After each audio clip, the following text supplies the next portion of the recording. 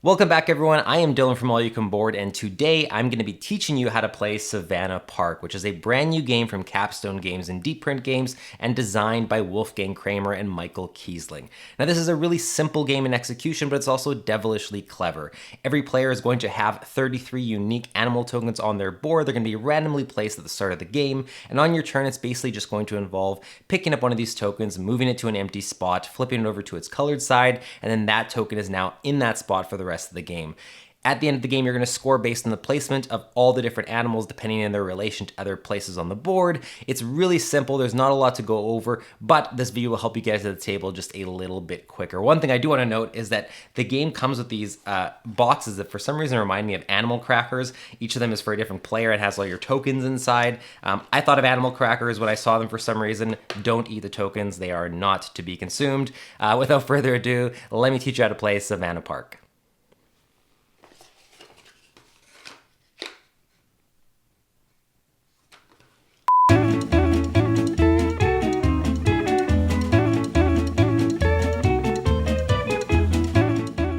Give each player a park board and a token box in their chosen color.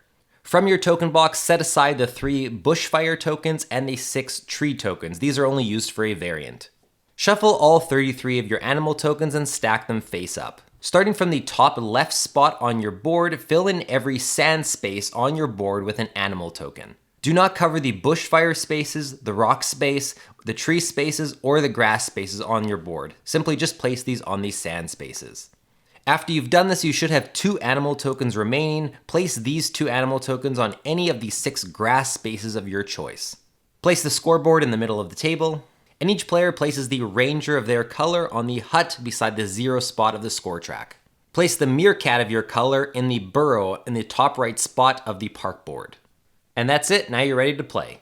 Alright, so turns in Savannah Park are really simple. They just consist of 2 phases, and the game is played over not a set number of rounds. It's basically just going to continue to be played until every single tile on everybody's board is flipped to the color side. Let's go over the 2 phases of a turn now. Beginning with the starting player, the first phase of a turn involves that player choosing a token that everyone around the table must move.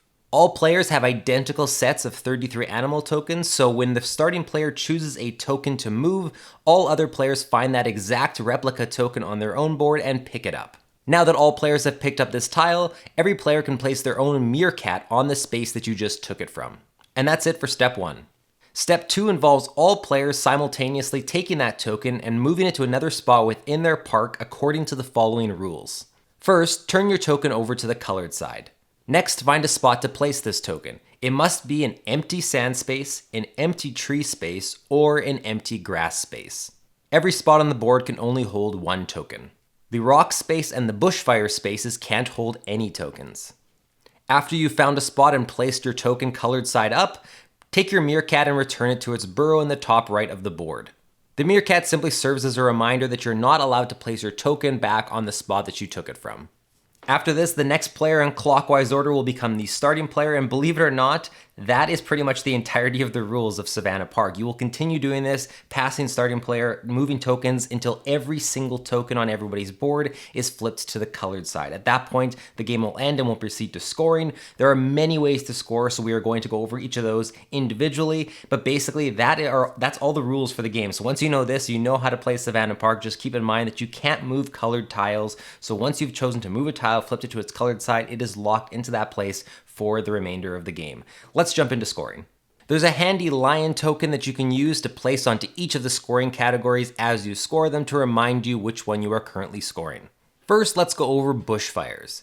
Bushfires don't actually gain you points directly, but they are going to eliminate certain animal tokens from the board, which could limit your scoring possibilities in other categories. There are 3 types of bushfire: small bushfire, medium bushfire, and big bushfire. Let's start with small. The small bushfire will make you discard all animal tokens that show a single animal on them, including ones that are at a watering hole. Check all your small bushfire areas of your board, and any of the 6 spots around them that have a single animal on them must be removed. As you can probably imagine, medium and big bushfires function much the same way, but look at a different number of animals. For medium bushfires, check all 6 spots bordering that bushfire and remove any tiles that show exactly 2 animals, whether they're the same species or not. Remove all these from the board.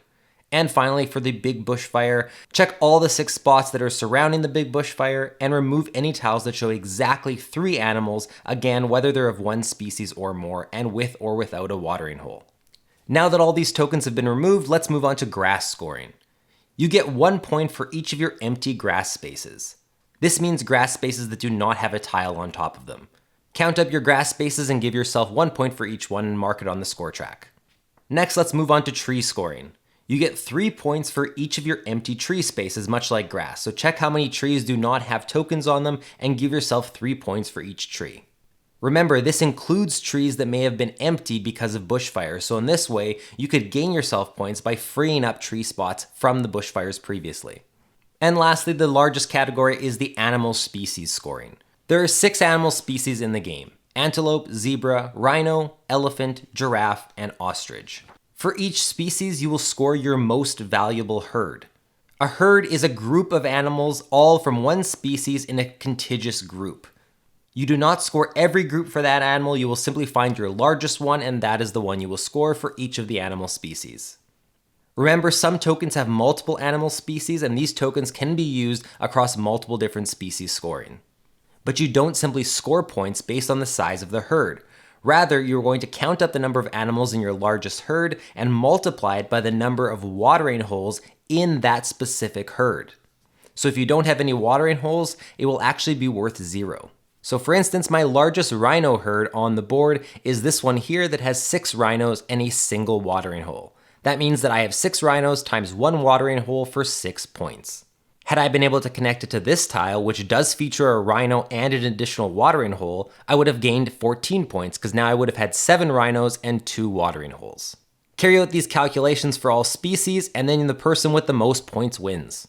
And that's all there is to it. This is, like I said, a very simple game to play, but there is a lot of strategy that comes into how you're going to move these tokens, when you're going to move them, and what you're going to be stuck sometimes moving where you don't want to have to move it to.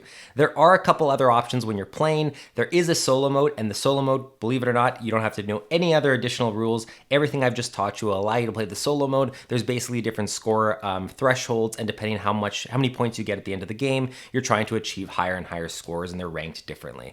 There's also a special mode for children that eliminates some aspects to make it a little bit easier for them. And there is also a variable setup. So those tokens that I told you at the beginning of the game that you didn't have to use, which are the tree tokens and the bushfire tokens, on the back of your board, there is a version of this board that doesn't have those trees and bushfires already placed on the board. It allows you to sort of customize your board and place them where you want. So that's more of an advanced variant. There's also an additional variant that involves the lion token that's normally used for scoring. It incorporates that into the actual gameplay itself. So there's a couple different ways you can play to shake up the formula. But otherwise, you know everything you need to get Savannah Park to the table just a little bit quicker. I hope this video helped you out. I hope you enjoyed it. If you did, leave a like, leave a comment, subscribe to the channel. We'd love to have you. Otherwise, thanks so much for watching, and we'll see you next time.